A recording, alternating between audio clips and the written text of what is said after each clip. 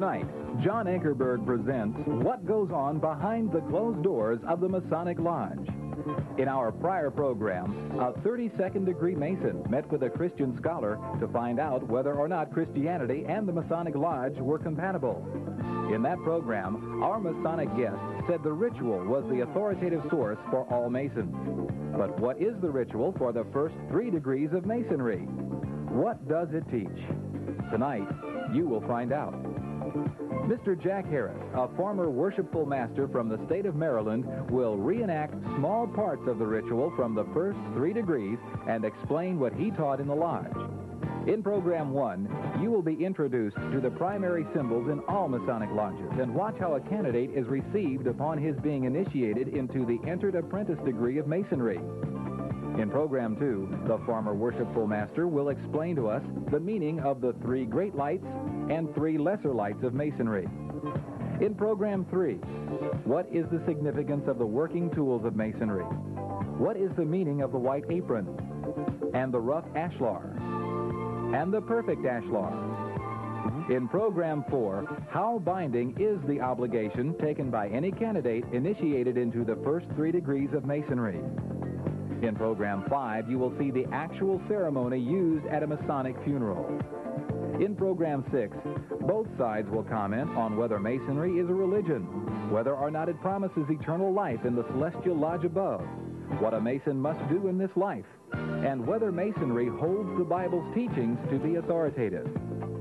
In preparation for this program, letters were sent to the Grand Lodges in all 50 states asking them which Masonic authors and books they would recommend as the most authoritative commentaries concerning the teachings of Masonry. We will report to you what they said.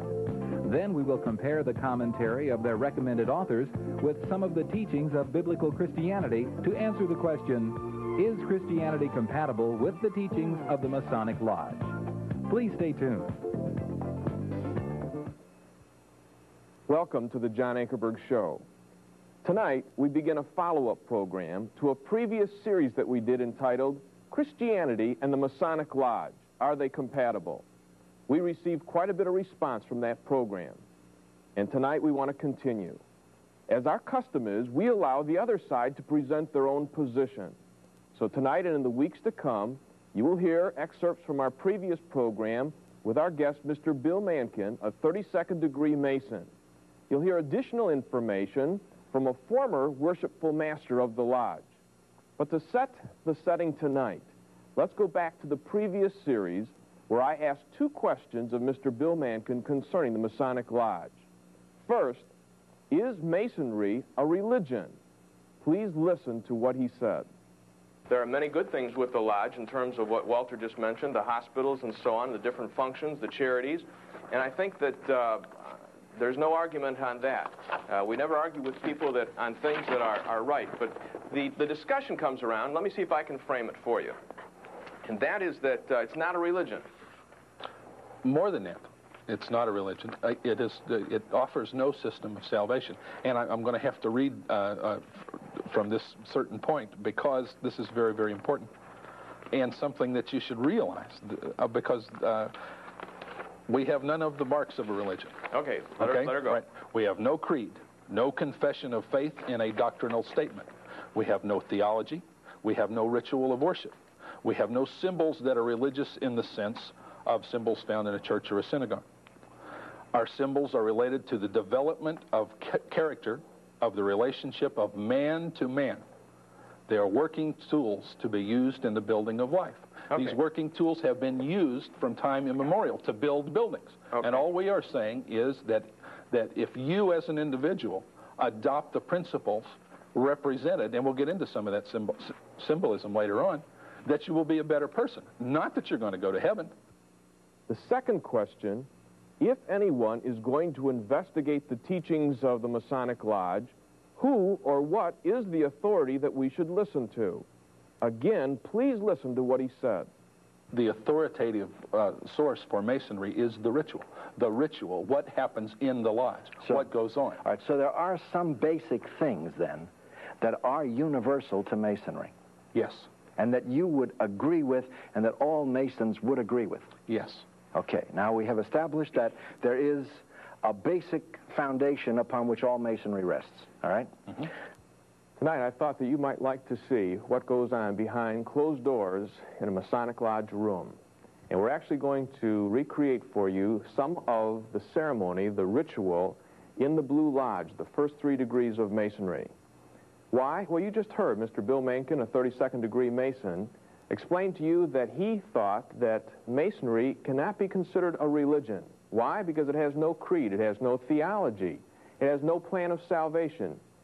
But he did say the way that you find out, the way you measure that, is by looking at the ritual. And tonight, if that's the authoritative source, I thought that I would like to show you the ritual and let you decide for yourself.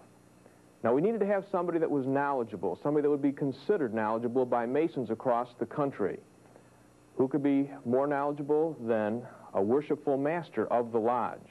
And tonight we actually have a former worshipful master, a man who led over 600 men in his lodge in Maryland, who initiated many of those men into the lodge. And he's going to explain what is in the typical Blue Lodge hall, and we are going to then ask him to give us certain parts of the ritual. It'll be exactly word for word those parts that we duplicate. But we're not going to give you all of the ritual. That would take about 5 hours.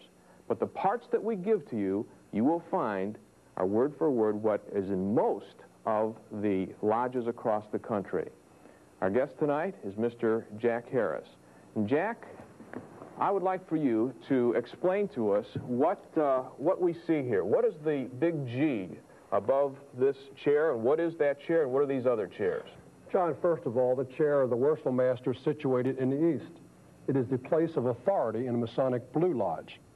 Over top of the chair is a letter G, found in every lodge within the United States. Okay, what are these chairs down here? Okay, on the left we have the chair of the chaplain. Every lodge must be open and closed with prayer. And in a great many of your lodges throughout the United States, the chaplain is an ordained minister. To the right of the master is the chair of the senior deacon. The senior deacon is in charge of conducting all candidates through their initiation of the first 3 degrees of Freemasonry. All right, what are these candles here, Jack? These candles represent the sun, the moon, and the master of the lodge. As we come down through the center of the lodge, and this is significant because this altar is exactly in center of every Masonic lodge within the United States. Resting on top is the Holy Bible, the square, and the compasses. All right, you're going to tell us more about why you have these things there and what they mean in Masonry. And we were going to do that on a later ritual, right? All right. Why do we have the color blue here? The color blue, according to most Masonic authorities, is used in the Blue Lodge, 1st and 2nd and 3rd degree, because it is a symbol of fidelity. All right, Jack, tell us, what is the south wall all about in the Masonic Lodge room? Okay, the south wall is the principal place where the junior warden of the lodge sits. Okay. To his right and to his left are the chairs of the junior and senior stewards of the Masonic Lodge. All right, you're going to tell us why you have, and you call it the south wall, and then you've got the west wall over here. That's correct. A little later as we go along, and the people will see how these chairs are used. Yes, that's correct. All right, describe what do we have over here on the west wall. Okay, the small chair on the left is a chair of the junior deacon, who is in charge of admission of all candidates and also the guest of the lodge. All right, what's this chair? The chair in the center is the chair of the senior warden of the lodge, who's second in command to the worshipful master of the lodge. Okay, Jack, what about this other door on the west wall? What's this all about? This door is for the candidate to come through. It's called the anteroom door. It's the door behind which the candidate is prepared for initiation. Behind this door, we have a candidate which is prepared for initiation in the 1st degree of Freemasonry.